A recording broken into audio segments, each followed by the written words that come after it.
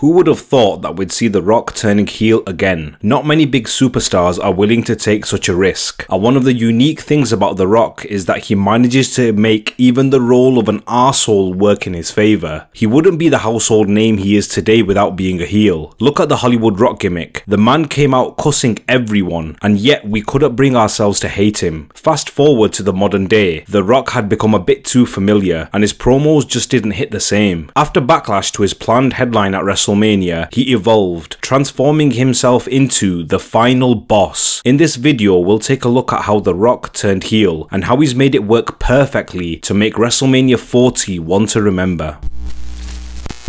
The Rock returned on the New Year's Day edition of Monday Night Raw and hinted at taking Roman's seat at the head of the table. We all thought this would happen later down the road, so it was all sunshine and rainbows, but when he tried to take the spotlight from Cody, it didn't go down well. Behind the scenes, the plan of action after The Rock's return was for him to be pushed into the main event with Roman and Cody facing off with Seth Rollins. Cody's chances of facing Roman became a pipe dream. After winning the Royal Rumble, he thought the path was clear for him to win the undisputed title. But after being appointed as a board member of TKO, The Rock made his influence felt by Cody taking a U-turn. Instead of facing Roman, he was stuck choosing his opponent. It was obvious there was some backstage shenanigans going on. He pointed at Roman after winning the Rumble, and now he's entertaining Seth. It just seemed like they were making it up as they went along. Ever since Reigns labelled himself the Tribal Chief, a match against The Rock was always speculated, but it just wasn't the right time. It just made sense for Cody to take the spotlight on this occasion. The Rock was already being criticised and turned heel in the eyes of the fans way before it actually happened. Once Cody made his mind up, he went over to SmackDown to confront Roman, but it didn't go down how he thought it would. He challenged Reigns but announced it wouldn't be at WrestleMania after taking advice from somebody Roman knows pretty well and laid the carpet out for The Rock. He entered the ring and upstaged Cody, leaving him with Reigns to have a stare down in the middle of the ring. It was obvious he'd abused his power and inserted himself into the main event against Roman Reigns, and the fans were not happy at all. It was announced that there'd be a WrestleMania kickoff press conference featuring The Rock and Reigns to officially announce their match, and fans kicked off, making #WeWantCody trend all week. The majority of the fan base didn't want the match to happen at WrestleMania 40. Fair enough, they wanted it to happen somewhere down the road, but they didn't want it this time, and it all seemed forced, and it seemed like a repeat of the Daniel Bryan storyline at WrestleMania 30. When the press conference kicked off, The Rock looked different, dressed in all black and a chain around his neck. He took us on a history lesson with his family tree. It wasn't going well, and after announcing he would be headlining with Reigns, things went downhill. He was literally forcing it on us and made it clear it was the match we were getting whether we liked it or not. Adding fuel to the fire, before the presser he appeared on the Pat McAfee show and labelled Cody's supporters Cody crybabies. He was planting the seeds for what was about to come. Cody had seen enough and came out explaining it in the best possible way. It was BS. He continued by once again challenging Roman and finished by telling them if their grandfathers were here, they'd be ashamed. The Rock's expression changed and made his feelings heard by slapping the taste out of his mouth. Nobody saw it coming, and it was one of those moments when wrestling broke the fourth wall. It was complete chaos, and it became more real when The Rock interrupted Triple H's interview backstage, ordering him to sort it out or else the Bloodline would do it for him. After shocking the world, The Rock was introduced as a latest member of the Bloodline, coming out on SmackDown with his signature Versace vest, chain around his neck and sunglasses. It was a side we hadn't seen in a long time. It was time for the heels backstage to take notes because he cut his first heel promo in years. He had everyone in the palm of his hands and announced they'd set a record with the crowd cheering, but he shut them down instantly by telling them it was a record for being the biggest gathering of trailer park trash he'd ever seen. After all these years, he still had it. Very few people could get a positive reaction. After cussing out everyone in attendance, he knows exactly how it's done. He even offered to slap the herpes off a guy's lips. He could have continued being an ordinary heel, but he was all in at this point, taking to Instagram and bringing more eyes onto the business. He showed a darker side, talking directly to Cody and threatening he was going to make him pay for taking the main event away from him. Nothing was the same after this point, and he continued to adapt, fine-tuning his heel gimmick as we approach WrestleMania. He challenged Cody and Seth in a tag match with him and Roman at WrestleMania, with the added stipulation, if Rhodes wins, then at night 2 he would be free of the bloodline, but if he loses, it would be bloodline rules. Despite being the main character for this entire feud, he took a back seat to acknowledge Roman Reigns as his tribal chief during this segment. It was something that didn't sit right with him, and it was definitely a teaser for what's to come in the future when the bloodline implodes once again. Another important point is, he abused his power as a board member to inform Cody if he lost against Roman, he would never get another undisputed title match again. After the challenge was accepted, Rock took things to a personal level when he called Cody a mistake. After highlighting the age gap between him and his siblings, Cody responded by returning the slap he received a few weeks ago. This was probably one of the worst decisions of his life, because Rock didn't let this one go. He had an ass kicking of a lifetime waiting for him in the near distant future. The following week on SmackDown saw the return of the Rock concert. He didn't take any prisoners, ripping Cody a new arsehole. Despite destroying the biggest babyface in the company, he got away with it, and the fans were loving it. Once he was done, he made things even more personal by involving Cody's mum, and here's where things get dark. He whipped out a bell and promised to beat him like a dog, and then hand it to her when it was soaked with her tears and Cody's blood. It was a chilling promo, and it elevated his character to become an absolute psychopath. It was exactly what the feud needed. It was something that seemed way too graphic, and we never thought we'd actually see it happen, but Rock was a man of his word. He interrupted Cody on Raw in the most bizarre yet sadistic way possible. They stood in the ring with not a single word exchanged until he put his arms around his back and whispered something. We didn't know what was said until later on. He told Cody tonight he was going to make him bleed and then walked away. As the show went on, The Rock's actions were a topic of discussion, with everyone on edge. Both superstars didn't reveal what was said, and when Rollins told Jay something didn't feel right, we were all prepared for the shenanigans of the century. During the main event, Jey Uso was attacked by the Bloodline, with Cody rushing out to the ring to make the save. He followed Jimmy backstage and kicked his ass in the backstage area, not knowing the trap he put himself in. The Rock came from behind and he was ready to deliver the ass kicking of a lifetime. He beat the soul out of him, smacking his head off a table and bashing his brains out with a trash can. Conveniently, they ended up outside Rhodes' tour bus, and here's where things get messed up. The rain was pouring and The Rock brutalized Cody with verbal and physical abuse, throwing him into his own bus, and for the first time in a long time, blood was shown on Monday Night Raw. The beating continued, and as promised, the Mama Rhodes belt came out, and The Rock collected his blood and painted the belt with it, before beating the crap out of him. When the cameras went off the air, the beating continued, adding an additional layer of realism to the story. Rock reminded Mama Rhodes that the only thing missing was her tears on the belt. It's a new time in WWE, and the last time we had a heel that went to this level was way before the PG era. There were kids crying at home because they couldn't believe their hero was beaten senseless. There is no other heel in the business who can get this kind of reaction, blurring lines between fiction and reality. Just when you thought we'd see everything, it just kept getting better and better, and that's why he's one of the greatest of all time. On the final Raw before WrestleMania, The Rock made his way out to the ring to attack a vulnerable Seth Rollins, but he had a plan B, with Cody rushing out to the ring, and it seemed like we were going to see payback, but Roman Reigns made the save. This allowed the Bloodline to bring out an American Nightmare belt, and it was used to beat Seth and Cody lifeless. The Rock was untouchable, adding to the final boss character further. Going into WrestleMania, he showed no signs of weakness. Instead, he kept getting more and more powerful. One of the things that made this gimmick get over was the thought of him being unbeatable. He wasn't a regular performer, he is also an authority figure. This was expanded upon massively throughout the build. The stipulations for the match in both of the WrestleMania main events were determined by him. During the tag match, he was bending the referees to his will, and if they didn't, he threatened to fire them. He really got into character. We're talking about a guy who hit a referee with a weightlifting belt after the show went off the air. There was no better way it could have been booked. The return of The Rock has been something special. Despite being critiqued for his familiarity, he managed to overcome everything, reinventing presenting himself as the final boss after realizing he made a mistake was a massive call that deserves respect. Once again, he's giving back to the business. He stood aside to elevate Cena at WrestleMania 29 and now brought more eyes onto the business to appreciate the rise of Cody Rhodes. In the future, we're going to see him pass the torch to Roman. He might have been the main attraction during this entire feud, but in a weird way, despite taking center stage, it made Cody's win at WrestleMania that much sweeter. We thought we didn't need The Rock, but in my opinion, WrestleMania 40 wouldn't have hit as much as it did without him, and I'm glad this is only the beginning with so much more planned along the way, with The Rock becoming the final boss. Thanks for watching this video. If you enjoyed it, then make sure you subscribe to the channel, and also leave a comment down below and let me know your thoughts on The Rock's recent heel turn. And if you enjoyed the content, stay tuned because there's plenty more coming your way right here on Wrestling Real.